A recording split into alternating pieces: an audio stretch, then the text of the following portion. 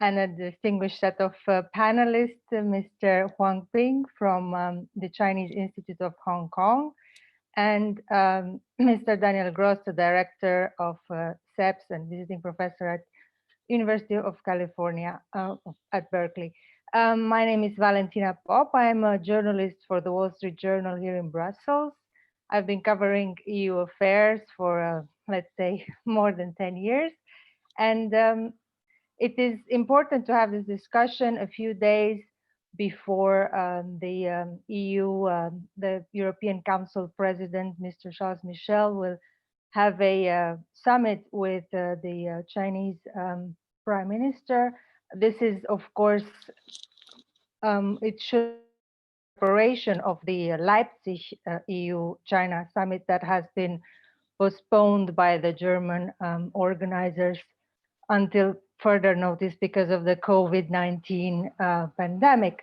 And this gives me now the opportunity to invite Mr. Ambassador to make his remarks. I would remind everyone, if possible, to keep their remarks at around 10 minutes so that we can have a Q&A session at the end of this panel. Thank you. Mr. Ambassador. Well, thank you, Ms. Pop. Mr. Daniel Gross,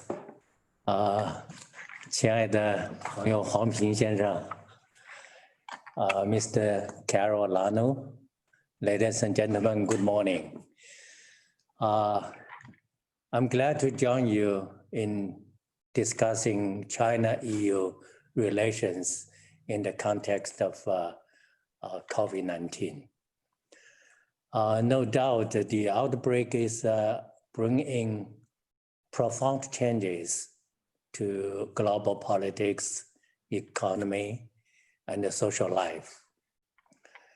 It has also generated new challenges and opportunities to the China-EU comprehensive strategic partnership. The fight against the outbreak gives the full expression to the value and the potential of China-EU relations. We have reached out to each other in times of need and are joining forces to promote global cooperation in expertise sharing, vaccine and medicine development, and so on. On the other hand, the China-EU relations are facing more complexities in a changing political, economic, and public opinion landscape due to the COVID-19. The 22nd China-EU summit next week will be the first annual summit since the inauguration of the new EU leadership, and the highest level bilateral dialogue since the outbreak. The summit will be an important occasion for the two sides to discuss how to make our relations more productive and substantive by seizing opportunities and addressing challenges. There are 3 points worth mentioning here in the run-up to the summit. First, strategic trust. We expect the summit to give a further boost to our strategic trust and mutually beneficial cooperation on the basis of mutual respect. There have been some noises about the battle of narratives. Yet the nature of China-EU relations, namely mutual benefit, remains unchanged. We are of the view that there is no fundamental conflict of interests between China and the EU. Our Interaction should be a positive cycle that enables mutual success, not a knockout match which allows only one winner. This is the most important thing we have learned from the past 45 years of diplomatic ties between the two sides. And it is what we must keep in mind if we are to keep our relations on the right track. China and the EU do have different political systems and ideologies, yet we should not see the other as a systemic rival. Still less to view cooperation through a geopolitical lens or go so far as to question and misjudge the other's strategic intention. Our mutual help in the fight against the virus reflects our respect for lives and the support for partners. China and the EU have carried out effective coordination in WHO and other multilateral frameworks, which shows that we have many commonalities in terms of thinking, interests, and responsibilities. We could work together in even more areas. Second, openness and cooperation. We expect the summit to reaffirm the commitment to openness and cooperation and lend fresh impetus to the investment agreement negotiation. The pandemic increases the rhetoric of decoupling. Yet the fact that our economies are interdependent would not change. Together, China and the EU account for 1/3 of global GDP and have a huge stake in each other. The world is looking to us to steer the course of a post-corona recovery in a spirit of openness and cooperation.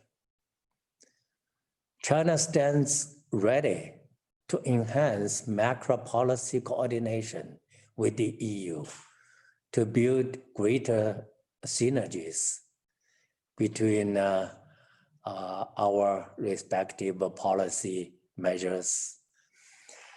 And by opening up fast-track services for personal interflows and green corridors for flows of goods, we could facilitate resumption of work and keep industrial and supply chains stable. We need to strengthen cooperation in emerging areas such as green development and digital economy to accelerate the shift of a growth model and enhance the quality of development. China remains firmly committed to opening up and will roll out more measures to expand opening up of its own accord. We hope the EU will keep the right direction by fostering a fair, impartial, and non-discriminatory environment for China-EU cooperation. Since last year's summit, China and the EU have signed the civil aviation agreements and completed the negotiation of the GI agreement. We are pushing forward the negotiation of the investment agreement and have made good progress in terms of the negative list and the text. Due to the pandemic, the Leipzig summit has to be rescheduled. Yet on China's part, the political commitment to concluding a high-level and a balanced investment agreement on time will not change. Of course, it takes two to tango. Both sides need to be pragmatic and realistic and adopt a give and take approach. Only in this way can we get over the thorny issues and reach agreement. Third, multilateralism. We expect the summit to send a strong signal of China and the EU jointly upholding multilateralism and rejecting unilateralism, translating commitment into more actions, and contributing to global cooperation and the betterment of global governance. Globally, the pandemic is still taking a heavy toll. The most pressing thing at the moment is to strengthen global response and improve public health governance on the basis of multilateralism. No one is safe until everyone is safe. China and the EU need to jointly support WHO in playing the leading role, step up information and experience sharing, speed up vaccine and medicine development, increase the accessibility and affordability of vaccines, and contain the spread of the virus as quickly as possible.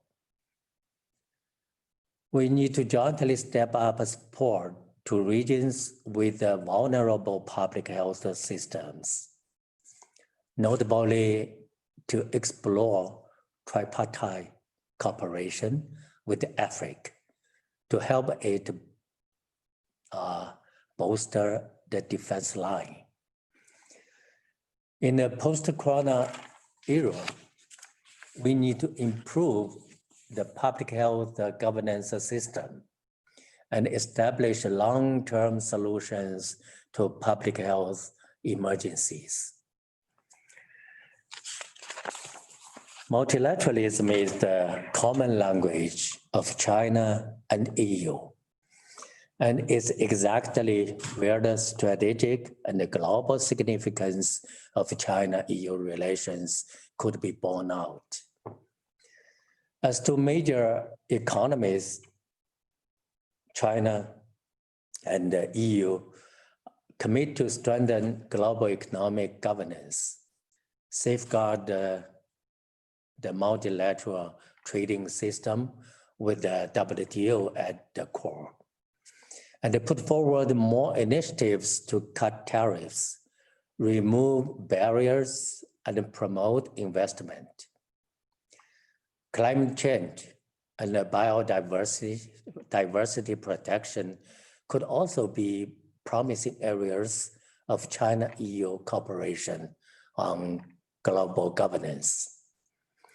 Ladies and gentlemen, the annual summit allows us to build on the past achievement and make new progress. China hopes to work with the EU to deliver a successful summit and bring our relations to a higher level. Thank you. Thank you. Thank you, Ambassador, and thank you for being mindful of the time. I would remind the 200 or nearly 300 participants that I see that they can submit questions using the Q&A or the chat function of Zoom. And at the end, we will try and respond to as many questions as possible. So without further ado, I will give now the floor to Mr. Huang Ping, who is Executive Vice President of the Chinese Institute of Hong Kong, the China Academy of Social Sciences. Mr. Huang. Thank you. Thank you very much, Valentina, and thank you, Ambassador and Daniel and all the participants. Nice to be here, be invited to participate in this very particular special forum. I'm also looking forward to the coming summit between EU and Chinese leaders. We actually, before this COVID-19 virus, it spreads all over the globe. We were already in a very uncertain sort of period of time, with uncertainty, with crisis, with problems, difficulties, challenges, many are really common to all of us, as Ambassador mentioned, such as climate change and financial uncertainties. And many other, even regional or global, either traditional or non-traditional threat to all of us. And public health system this time shows how important and how urgent to all of us to either establish or to improve. So we are still in this crisis, pandemic, from epidemic to pandemic. And nobody really knows until the scientists will find out real solutions, how long this will last, to which extent it will be such a challenge and have any kinds of more than economic, but impacts on our, from daily life, personal to social life in community, and larger in extent, regional, national, global order. I'd like to share, after listening to Ambassador Zhang, like to share some of my observations with you on the multilateralism. Because multilateralism is one of the key for us to fight against the virus, also to hope to reestablish order to all of us. As Ambassador Zhang says, multilateralism is a common language between EU and China. But I would argue further, actually multilateralism, or under the name of multilateralism, we have several or different levels of multilateral, multi-partnership cooperations. From a very idea to actual corporations.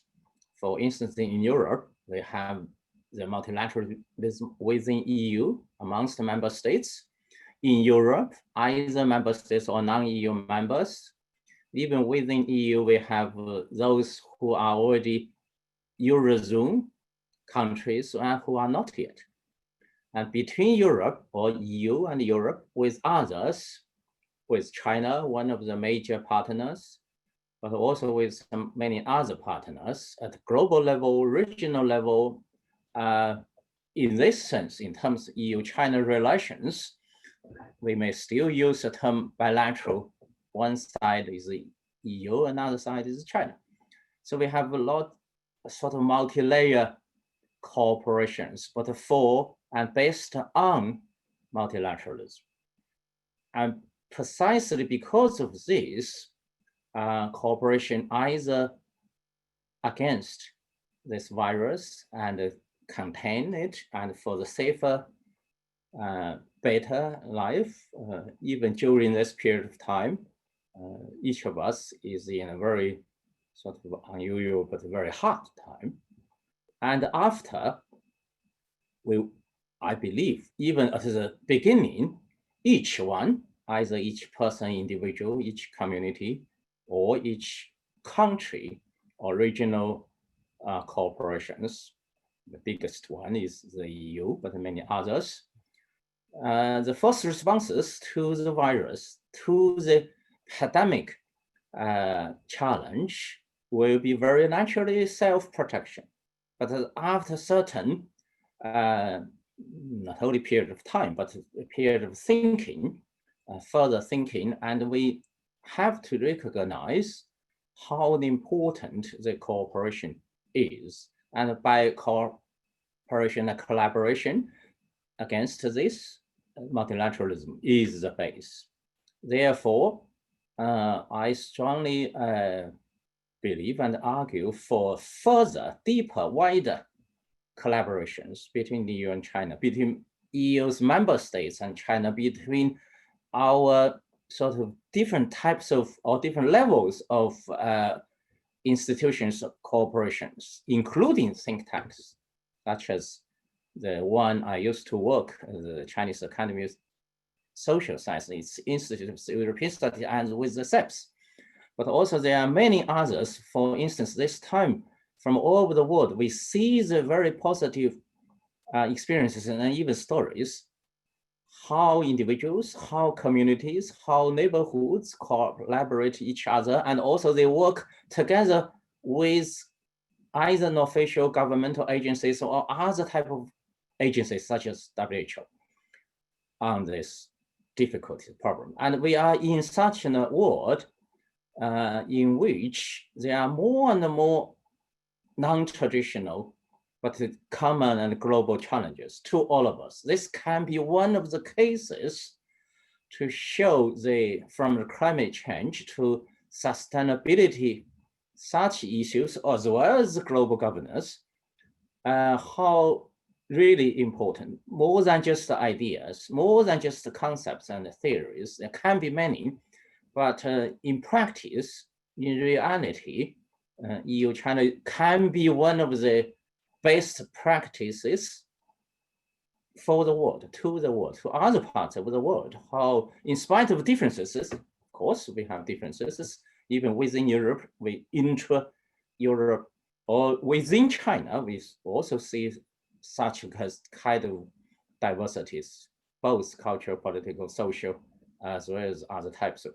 But in spite of whatever differences, it's precisely because of the common challenges. Second, precisely because of the differences, we can learn each other. It's kind of mutual learning and mutual benefiting each other. That was the key sort of observation I'd like to share with you, taking this great opportunity. Thank you. Thank you very much. Thank you. Thank you. And Daniel, from your perspective, Daniel Gross, how do you see the current state of EU-China relations? We've seen this major shift last year with the European Commission classifying or qualifying China as a rival, as an economic and political rival. So from the European perspective here in Brussels, we're keen to hear your views. Daniel? Thank you, Valentina. It's a pleasure to participate in this panel. And many thanks to His Excellency, the Ambassador, for his remarks to introduce the topic today. Now, as you said, the European Commission has labeled China an economic and systemic, an economic competitor actually, and a systemic rival, but it has emphasized that China is at the same time also a negotiating partner and somebody with whom we have shared objectives. So it's a very multifaceted relationship. And of course, the last part of that relationship, of the description of that relationship, has attracted most attention. But I don't think we should let go of sight the fact that, and I think the ambassador emphasized that earlier, there are also shared objectives and areas where the two agree. And this is this tension between these many facets of the EU-China relations, which we should keep in mind. Now, since the topic today is post-COVID, I will try actually to go beyond, let's say, the current problems and try to look ahead more into a distant future.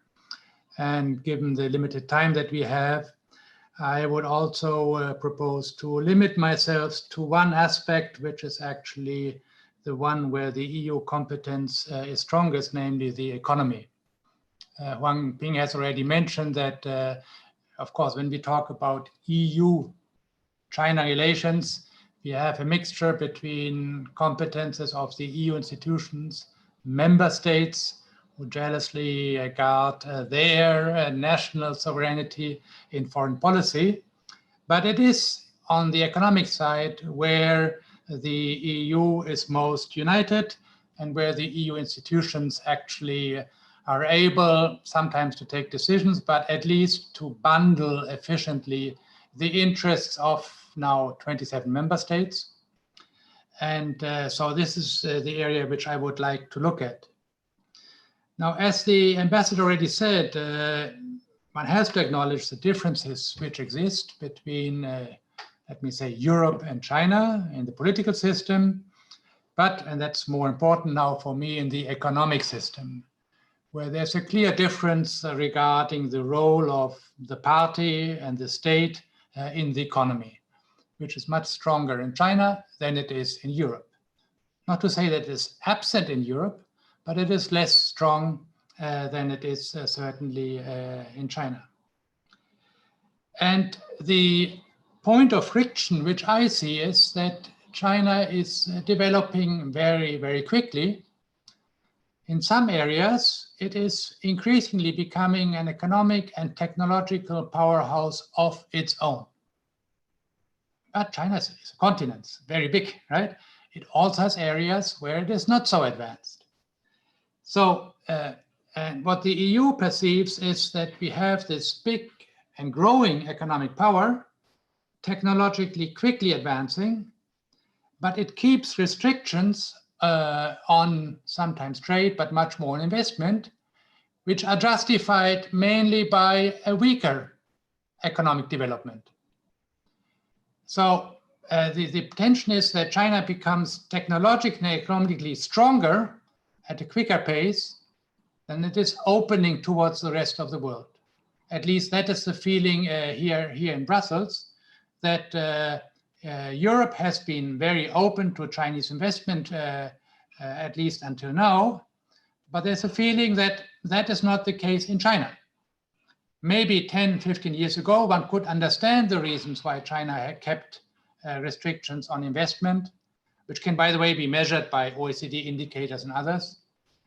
But today, people ask themselves, why? If China is so strong, why do they not open up more quickly?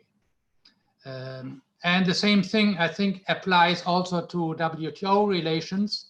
There's a general feeling that, yes, as very major trading nations or entities for Europe, we both have an interest in the multilateral trading system, but then both sides should also accept equal obligations and also be measured equally in terms of implementation.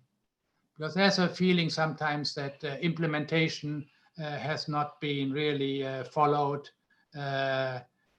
certain obligations which China has taken. And that brings me then also to this summit which we have right now. Of course, it doesn't cover all of it, but I would say that at least for the economic area, my proposal would be that the summit should focus less on big declarations of principles, that we all support the multilateral trading system, that we all want to open, but much more on concrete steps, right? Implementation of agreements taken, making concrete progress towards a bilateral investment agreement. Maybe, as I said, much more on a basis of both sides should be as open as the other. So there should be really no difference. And in terms of the WTO, yes, of course, we need some substitute for the system which we had right now to adjudicate disputes among the parties. But here again, we need to see some concrete steps in implementation what has been agreed. And I think if you concentrate on these concrete steps, then actually the atmosphere will also become better. And I think that is in the end in the interest of both parties to make concrete steps, see what they can do together, how they can let the economy flourish and trade flourish between the two. And the atmosphere then will take care of itself. Many thanks. Thank you. Thank you. Concrete steps, so rather than big, broad statements. Before I go to the Q&A, I will make use of my moderating role to put a question to Ambassador Zhang about this recent trend that we can perhaps observe in European politics, and that is to raise defenses and to be more mindful of the role of state sponsored or subsidized companies on the internal market here in Europe, or also FDI screening. We see much more far-reaching steps than let's say a year ago or 5 or 10 years ago. So when you were talking, Ambassador, about this not being a knockout game, a boxing match, do you have the impression that the rules of the games are changing as you play, that this is not what was commonly agreed, and that the EU is moving perhaps in a different direction than you would like? Thank you. 他是问我的吗？就是那个防范措施是吧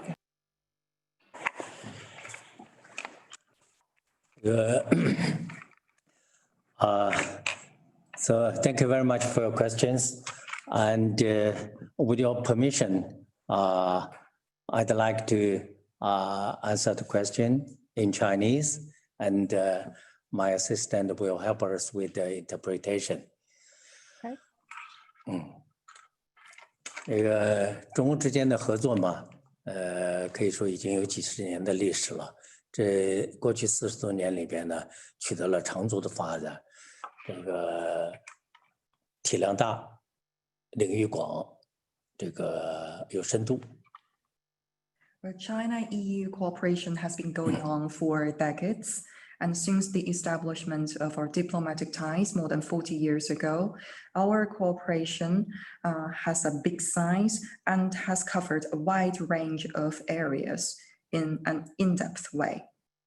那么这样一个成绩的取得呢，是在中国改革开放的背景之下，以及世界全球化趋势发展的背景之下取得的。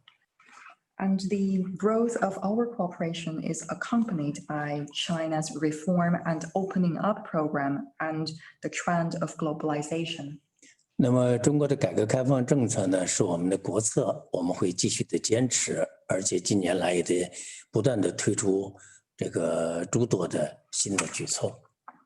Reform and opening up is China's basic state policy. Over the years, we have been rolling out new measures to expand opening up and promote reform. 那么在国际层面呢，全球化呢遭遇到一些可以说寒流或者说是这个挑战。And internationally, we are seeing a chill in the effect of globalization. It is facing some challenges indeed.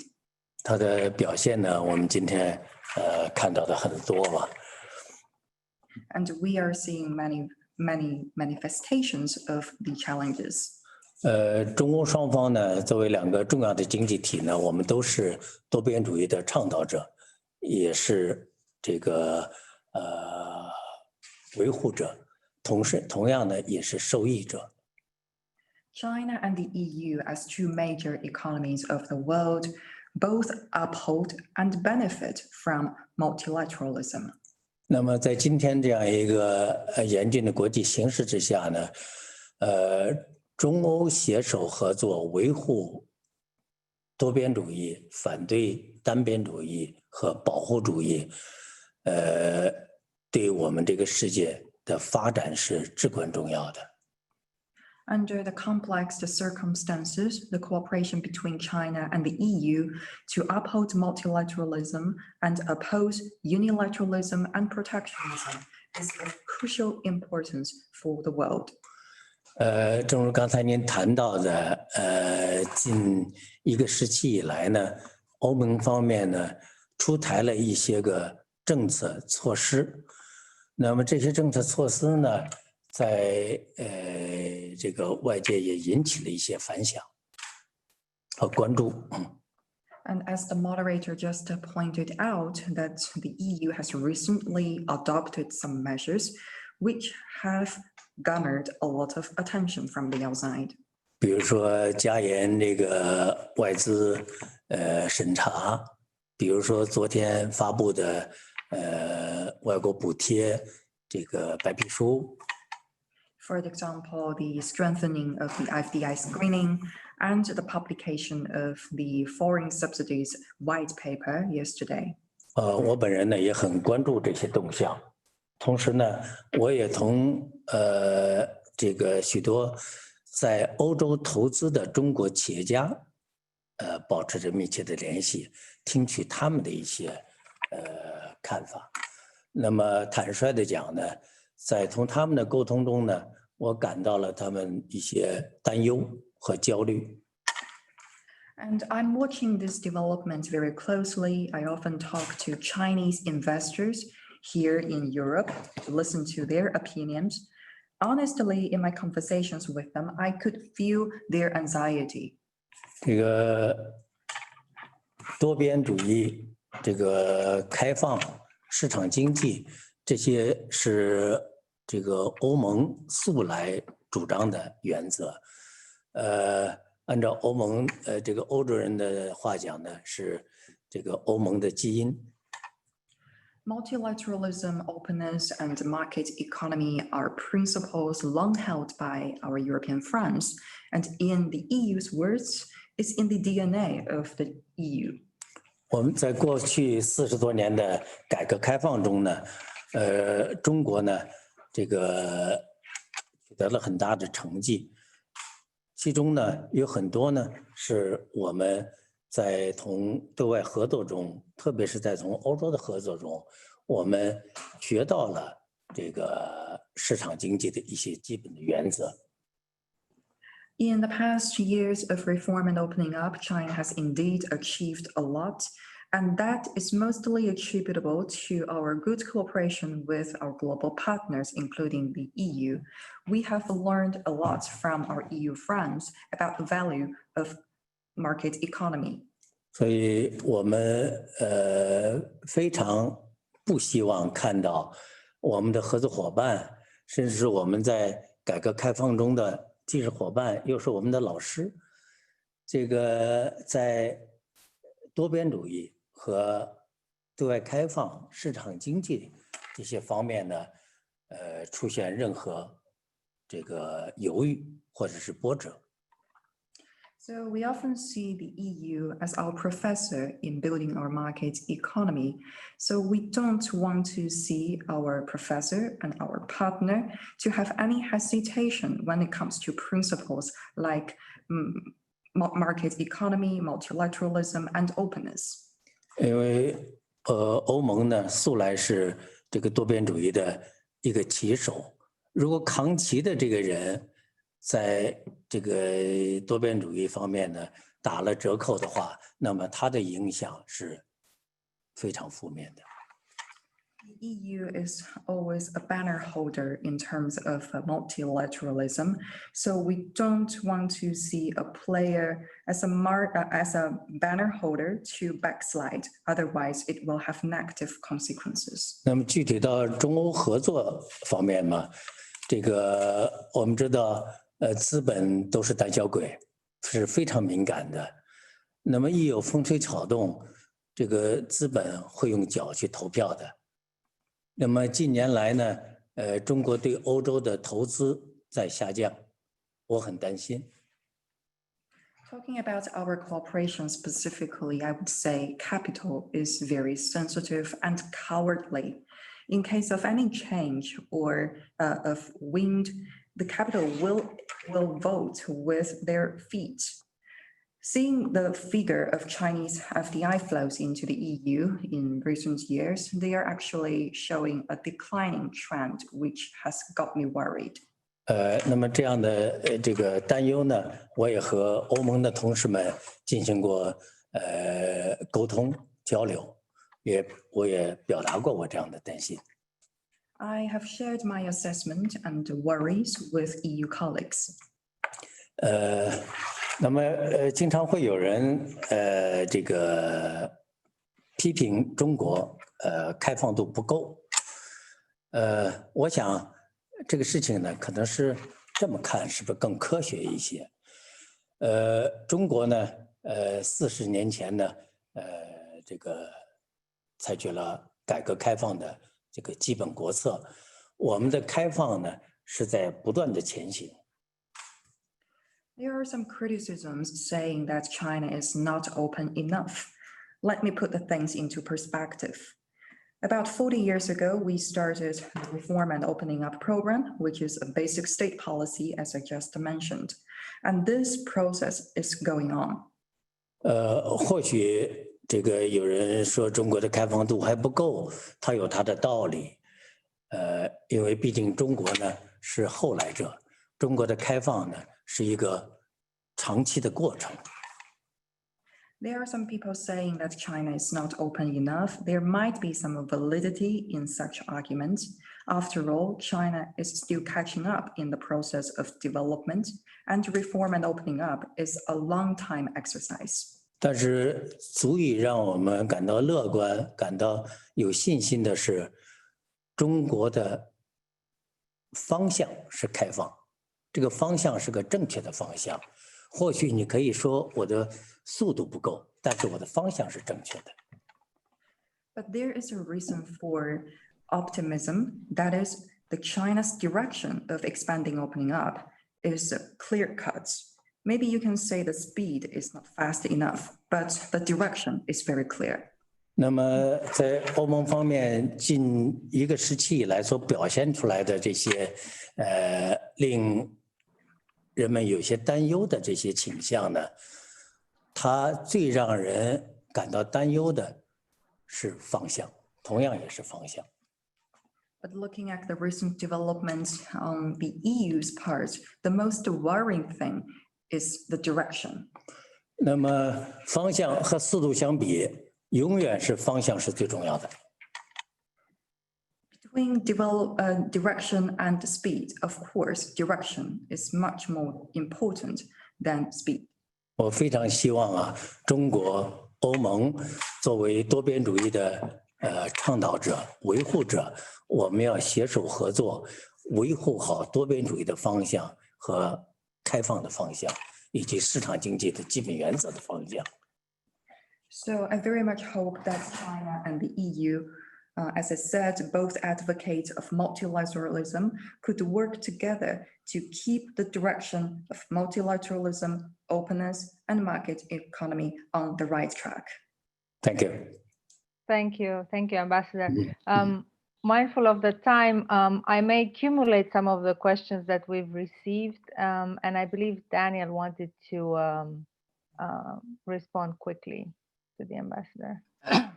Yes, and many thanks to give me this occasion.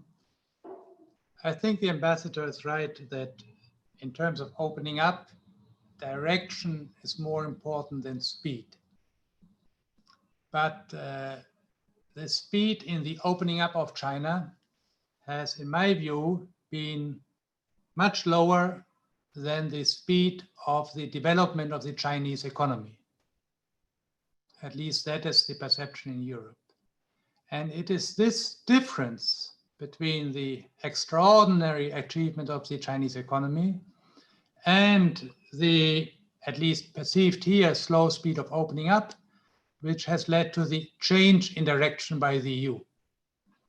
I'm not saying that I share this direction which is going on in the EU, but I was just trying to explain it. And that might perhaps give Chinese policymakers something to think about, namely, if they were to change the speed of their own opening, they might change the direction where the EU is going. Thanks a lot. Thank you. And I think if I can accumulate some of the questions, one of the trends in the questions or the tenets in the questions was the issue of trust, that the EU seems to have diminishing trust in China. And one of the questions, for instance, was concerning COVID-19 vaccine. How could China and EU work together on a vaccine if there are allegations that China has orchestrated cyber attacks to get confidential business information from pharmaceutical companies here? And I guess another question would be in view to this upcoming summit, if there is a way to repair some of the trust damage done. So, Ambassador, how do you respond to all these questions? Thank you.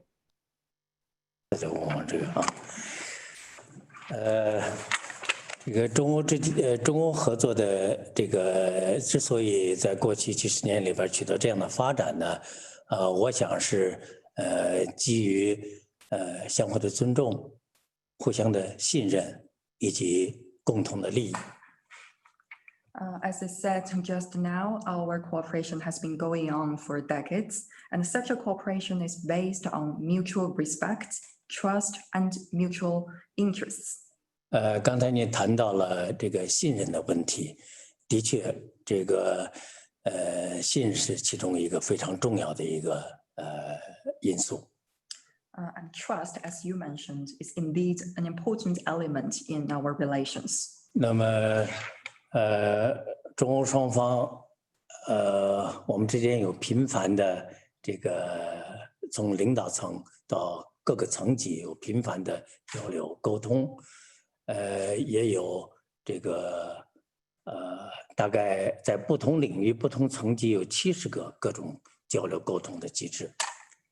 Between China and the EU, we have established almost 70 dialogue mechanisms at different levels, including at the top leadership level. 与其说这些机制呢，是在这个推动具体的合作项目。我更把它看成是一种这个在相互的交流沟通中，展示彼此的相互尊重，增进彼此的信任，扩大共同利益的过程。Apart from discussing concrete things in our cooperation, these dialogue mechanisms also serve as important vehicles for us to increase mutual respect, mutual trust, and expand shared interests. 我想这个中欧双方之间呢，存在着这个良好的信任，同时呢，也有一些分歧。China and the EU have trust and also differences in some areas. 同样也存在着信任不足的问题。那么这个信任不足的原因呢，是复杂的。And there's also lack of trust in some aspects, and that there are multiple factors behind this phenomenon. 有这个对彼此对方的这个政策措施这个认为不足的问题。One factor is insufficient understanding of each other's policy measures. 也有外界干扰影响的问题。And other factors may include external disturbances. 就拿所谓的窃取这个知识产权这个问题来讲，可以说呢，过去40年里边，中国在知识产权保护这个问题上做的是这个从零起步到今天这样一个相当好的水平，做的还是很好的。Take the so-called theft of trade secrets or IPR as an example. Actually, in the past 40 years, China has made good progress on this topic. We started from scratch and are now doing a fairly good job. 在我还是个年轻人的时候，我没有听到过知识产权这个词汇。When I was still young, I heard nothing about IPR. 那么今天呢，谈到知识产权，我想像这个在年轻人的头脑中会把它看得非常的这个高大上的一个词汇。But among young generations today, IPR is something they value very much.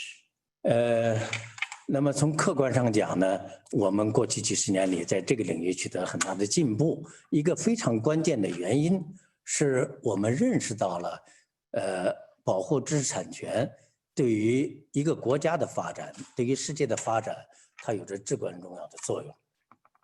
We have made progress on IPR protection, and one primary reason behind the progress is our increasing awareness of the importance of IPR protection to the development of a country. 那么今天中国这个每年度所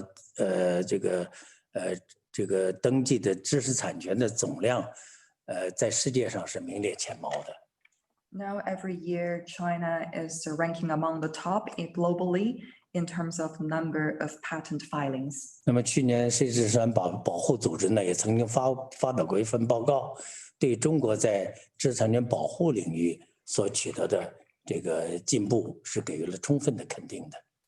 And last year's WIPO report fully recognized the achievements and progress China has made on IPR protection. 但是我刚才讲到这个外界的这种影响和干扰的问题，这个媒体上时不时会讲到所谓的影射中国的窃取这个知识产权的问题，但是没有人给我一个具体的案例。I also talked about external disturbances faced by China-EU relations. For example, I often read from media reports about the so-called theft of trade secrets with implicit reference to China, but I have yet to read any single piece of evidence to support such arguments. 我和欧盟这个在华的一些投资商也有着良好的沟通。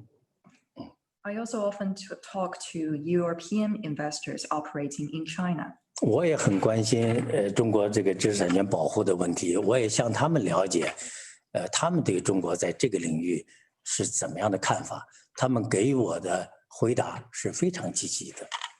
I'm interested to learn their views on how they see China's IPR protection, and I have got a fairly positive response from them.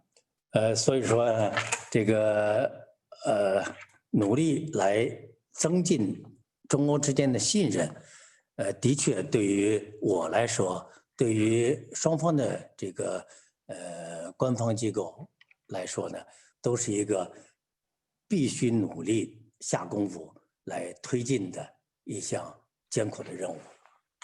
So to me personally, and also officials from both sides, increasing mutual trust is something we must put in a great deal of efforts. 方法无非是两个：第一，我们在这个领域做得更好、更好、更好；第二，我们努力来排除外界的一些干扰和负面影响。And there are two ways to increase trust. The first, we need to first of all get things done well in our concrete areas of cooperation. And second, we need to work together to dispel external disturbances. 但我是拿这个知识产权问题做一个例子来谈这个中欧之间的互信的问题。我也完全赞同你的意见，这个中欧双方，特别是两国双方的政府层面，一定要下大气力，增进彼此的信任，这也是我们的使命。So this is a mission and a duty for officials from both sides to increase mutual trust further. 最后，我还是想说，中欧之间的信任还是相当雄厚的。But of course, I would say that we already have a good record in building trust, and we have fairly good level of trust. That's why I enjoy my post here in Brussels. Thank you. Thank you, Ambassador. I'm afraid we have run out of time, and I would have liked to hear more from you about what you mean with dispelling external disturbances, but maybe we can tackle that and some of the questions that were asked in the second half of this webinar, which will be off the record and starting in a few minutes. Thank you so much, everyone, and have a good day. Stay safe. Bye. Thank you. Thank you. Bye.